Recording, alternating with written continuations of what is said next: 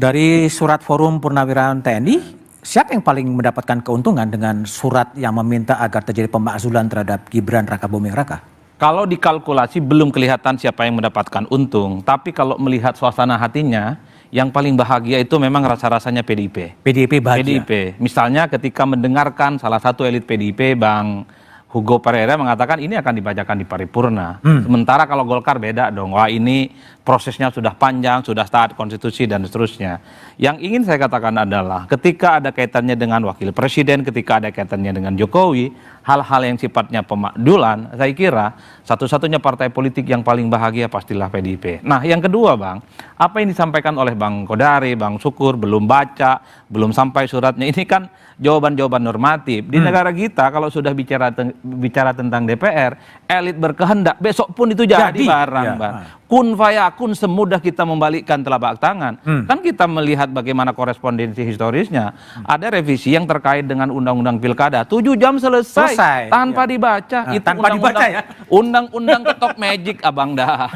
Artinya apa? Kalau soal isu pemakzulan ini sudah sepakat pada level elit, besok pun jadi. Kalau pada level elit tidak mau, besok pun tidak jadi. Jadi elitlah kunci dari segala-galanya soal pemakzulan ini. Jadi Bang Syukur ini jangan pura-pura nggak tahu juga lah. Bang Syukur, selain jawaban tadi yang Bung Adi mengatakan normatif, betulkah PDIP yang mungkin paling berbahagia sebenarnya? Ya, saya tidak tahu arti berbahagia itu ya. Karena feedbacknya kan tidak ada hubungan langsung ke partai kami. Nah, ini kan persoalannya Forum Purnawirawan itu melihat mungkin ada hal-hal yang tidak pas. Nah, jadi kalau misalnya Mas Adi mengatakan bahwa yang paling berbahagia, mungkin saya tidak bisa mencari definisinya.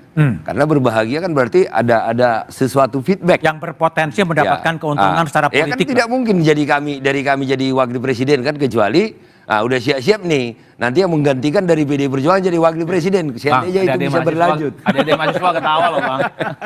Itu loh, jadi ya,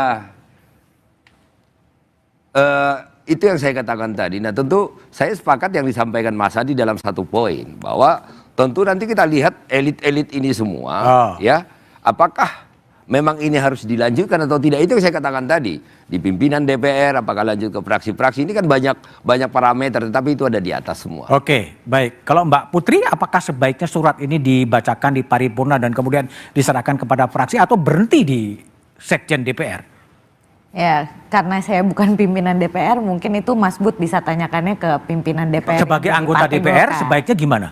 Kalau sebagai anggota DPR, saya sih pengennya pertemuan Pak Prabowo dan juga Bu Mega kemarin di hari lahir Pancasila itu dilanjutkan dengan pertemuan bersama mantan-mantan presiden lainnya. Jadi kan kita ngelihatnya adem dalam kondisi ekonomi serba ketidakpastian gini, melihat elit mantan-mantan presiden yang bergabung dalam satu meja itu kan memberikan kita secerca harapan bahwa kekompakan ini bisa kita bawa sampai bawah. Jadi itu harapan saya pribadi sebagai seorang anggota DPR. Oke, baik. Bung Kodari? Ya. Harapannya gimana kalau dari KSP? Apakah surat itu dibacakan di paripurna, kemudian dibahas di fraksi-fraksi, atau ya udah selesai aja gitu?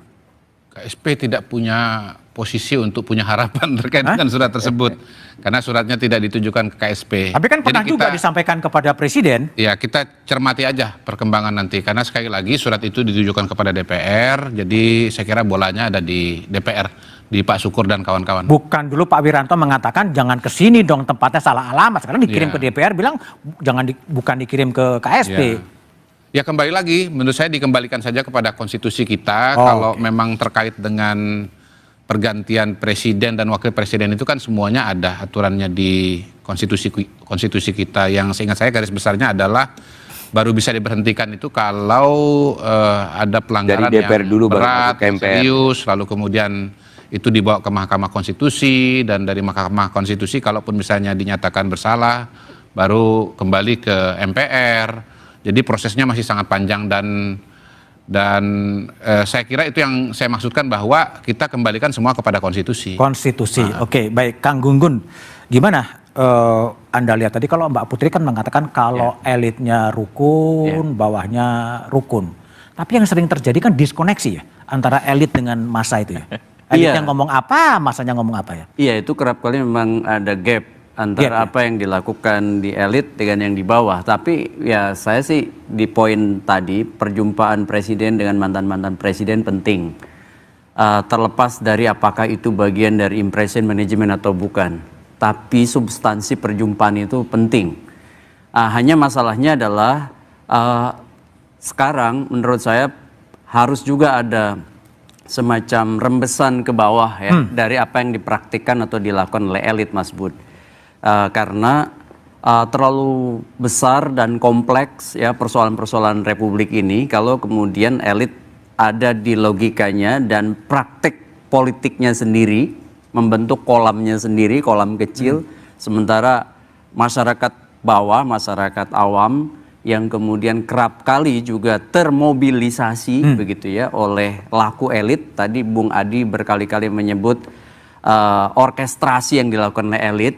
Ternyata misalnya masyarakat itu lebih banyak menjadi penonton dari keriuh rendahan apa yang terjadi sehingga kemudian terjadilah yang disebut dengan perilaku kolektif masif ya. Perilaku kolektif itu kan dicirikan dari proses penularan bukan kesadaran, sehingga yang terjadi bukan partisipasi politik melainkan mereka ikut dalam rombongan-rombongan orkestrasi yang dilakukan oleh elit. Padahal saya melihat penting ada banyak artikulator yang mewakili suara berbeda dari tengah masyarakat termasuk partai. Dalam konteks ini seperti PDI Perjuangan. Saya mendukung kalau PDI Perjuangan memang memosisikan ya sikap dan posisi politiknya itu tidak kemudian berada di kekuasaan, melainkan di luar kekuasaan. Meskipun tentu pola hubungannya bisa konstruktif dengan pemerintahan yang saat ini berjalan. Sehingga ada artikulator ya dari suara berbeda dan itu bagus sekali bagi PDI Perjuangan juga. Contoh misalnya kan insentif elektoral sudah pernah dialami, signifikan dimiliki oleh PDI Perjuangan pada saat PDI Perjuangan 2 periode berada di luar kekuasaan eranya Pak SBY. Nanti selalu ada diskoneksi antara elit dan massa. Kang Gunggun, terima kasih Adi, Pak Syukur, Bu Putri dan Kodari. Presiden Prabowo Subianto berkata, kalau tidak sanggup silakan mundur sebelum saya ganti. Tapi soal kekuasaan tak cukup diselesaikan dengan reshuffle. Ketika sejumlah wakil menteri rangkap jabatan jadi komisaris. Ketika satu keluarga duduk di banyak kursi. Kita pantas bertanya, apakah ini meritokrasi atau nepotisme yang dipoles rapi? Bung Hatta pernah mengingatkan, negara tidak boleh dijadikan alat oleh satu golongan untuk menindas golongan lain. Kekuasaan harus kembali pada akal sehat. Kekuasaan harus punya empati di tengah korupsi yang merajalela, PHK di mana-mana, dan hukum dan konstitusi yang bisa diakali. Kita bukan cuma butuh perombakan, kita butuh keteladanan. Satu kata dan satu perbuatan. Satu meja depan. Iya, menarik sekali kalau kita membahas akhir-akhir ini kedekatan Presiden Prabowo Subianto dan juga Ibu Megawati Soekarno Putri, Ketua Umum Partai PDI Perjuangan. Siapa sih yang gak kenal beliau gitu ya. Kedua tokoh ini kalau udah bersatu, kalau udah ada pertemuan, pasti yang dibahasnya hal-hal penting sekali gitu ya. Dan kemudian kalau saya melihat bahwa Megawati dan Pak Prabowo, Bu Mega dan Pak Prabowo ini makin dekat. Isu reshuffle semakin menguat. Nah, reshuffle apa ini ya, atau menteri atau apa gitu ya. Tetapi yang jelas, ya meskipun tanpa ada isu ini dan lain-lain, kerap sekali saya mendengar, ya ini banyak informasi yang saya terima, banyak berbagai pikiran-pikiran yang saya terima, banyak pendapat-pendapat yang saya terima, penilaian-penilaian dari masyarakat Indonesia yang saya terima bahwa ini cenderung, ini terkait juga kepada Pak Jokowi, mantan Presiden ke-7 Republik Indonesia yang sampai saat ini mungkin ya beliau nggak bisa tenang karena dilanda berbagai ya cibiran-cibiran netizen lah gitu ya, dan juga soal ijazah dan lain-lain. Tapi ini saya melihat bahwa dalam reshuffle, ya reshuffle menguat, dikatakan tadi bahwa banyak sekali masyarakat mendesak atau berpendapat atau mengusulkan bagaimana Presiden Prabowo Subianto untuk reshuffle menteri-menteri bekas yang dipakai Jokowi, ya, atau bekas menteri Jokowi gitu ya, atau orang-orang yang pernah dijadikan Jokowi sebagai menteri pada saat menjabat sebagai presiden 10 tahun tuh, 2 periode. Atau lebih tepatnya dalam bahasa politiknya yang kita lihat sehari-hari ini, ya singkirkan dong geng-geng Solo dari kabinet. Ganti aja semua orang-orangnya Mulyono. Ganti aja semua orang-orangnya Jokowi. Pak Prabowo, ayolah bersih-bersih. Ya.